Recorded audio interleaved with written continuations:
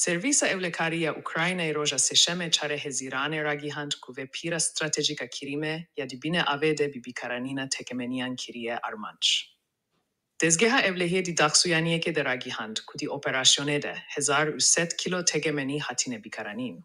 Kudi saiten sere sibede tekia uzirar gihand bingehen bin aveyempire.